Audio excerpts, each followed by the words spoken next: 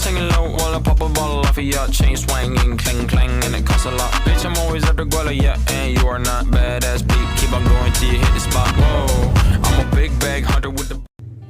Assalamualaikum warahmatullahi wabarakatuh. Alhamdulillahirabbil alamin. Assalatu wassalamu ala asrofil anbiya'i wal mursalin wa ala alihi washabihi ajmain, amma ba'du. Pertama-tama marilah kita panjatkan puja dan puji syukur kita atas kehadiran Allah Subhanahu wa taala, karena berkat rahmat dan hidayahnya lah kita berada di dalam keadaan sehat walafiat seperti yang sekarang ini. Salawat serta salam tak lupa kita sanjungkan kepada Nabi besar kita Nabi Muhammad SAW, karena beliaulah suri tauladan kita dalam berakhlakul karimah. Yang terhormat Bapak Raiski Realnaldi Pramasyah MI selaku dosen GET dan teman-teman yang saya banggakan. Di sini kami akan mempresentasikan hasil kerja kelompok kami, yaitu valuasi ekosistem. Baiklah, langsung saja kita mulai. Materi yang pertama akan dibacakan oleh Sucitra Piandarani.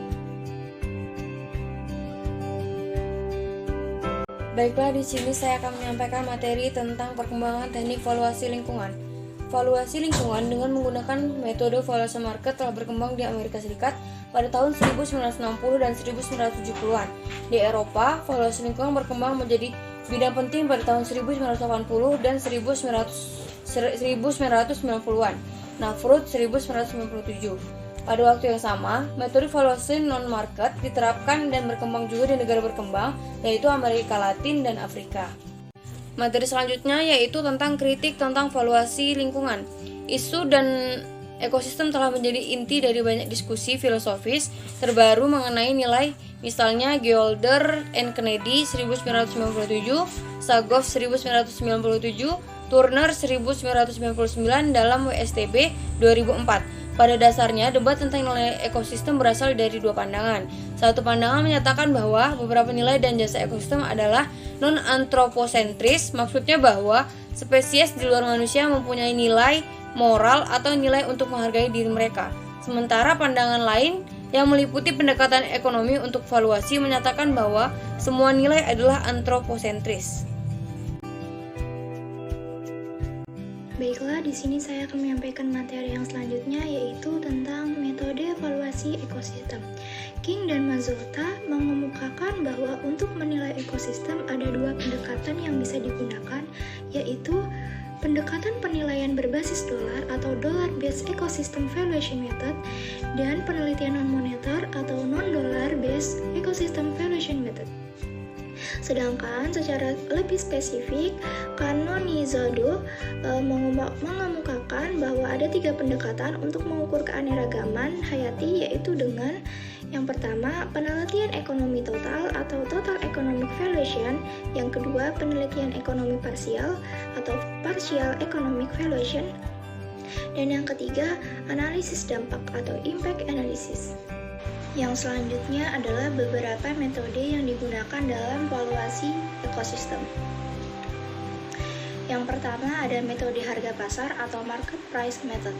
Metode ini digunakan untuk menaksir nilai ekonomi produk atau jasa ekosistem yang diperjualbelikan di pasar.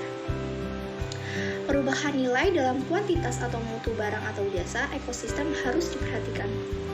Dan yang kedua ada metode biaya perjalanan atau travel cost method. Metode harga perjalanan digunakan untuk mengukur permintaan aktivitas rekreasi. Metode biaya perjalanan digunakan untuk memperkirakan nilai penggunaan ekosistem atau lokasi yang akan digunakan untuk rekreasi. Dan yang ketiga, ada metode penetapan harga hedonik atau hedonic pricing method. Metode penerapan harga hedonik digunakan untuk memperkirakan nilai-nilai ekonomi untuk ekosistem atau jasa ekosistem yang secara langsung memengaruhi harga pasar.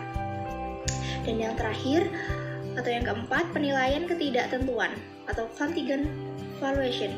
Penilaian ini adalah suatu teknik ekonomi berdasarkan survei untuk penilaian sumber daya yang tidak ada pasarnya di ekosistem tertentu.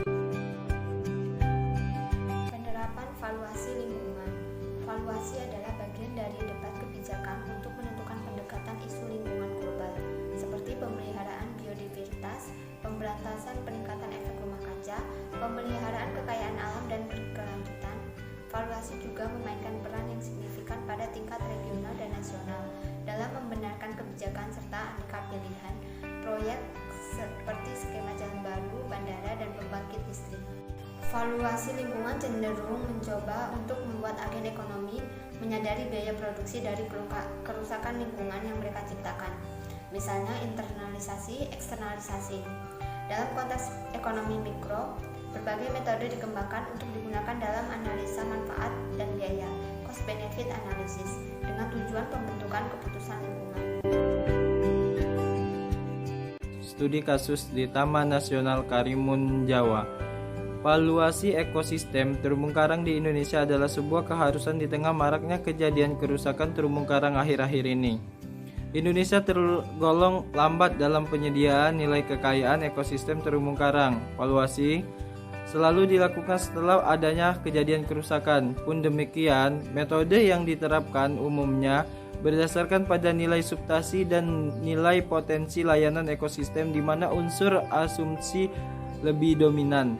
Valuasi ekosistem terumbu karang di Taman Nasional Karimun Jawa ini dilakukan dengan pendekatan metode alternatif, yaitu menghitung nilai real dari layanan ekologis sebuah ekosistem menggunakan metode emergi yang ditambahkan pula nilai jasa pemanfaatannya. Perhitungan layanan ekologis sistem terumbu karang dilakukan dengan mempertimbangkan berbagai aspek ekologi terumbu karang, meliputi presentase tutupan karang hidup, kerapatan dan kelimpahan dan biomasa ikan karang, kelimpahan metabotos dan kondisi kualitas air, salinitas, suhu, kandungan, dan luasan terumbu karang yang sudah diketahui. Selain perhitungan nilai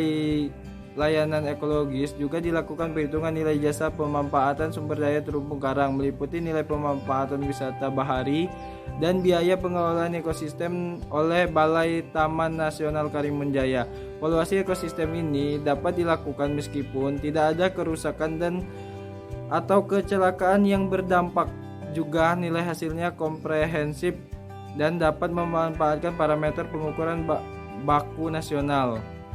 Berdasarkan kajian ini, penerapan metode valuasi ekosistem yang baku dan penetapan harga ekosistem terumbu karang oleh pemerintah basis ekoregional adalah solusi terbaik.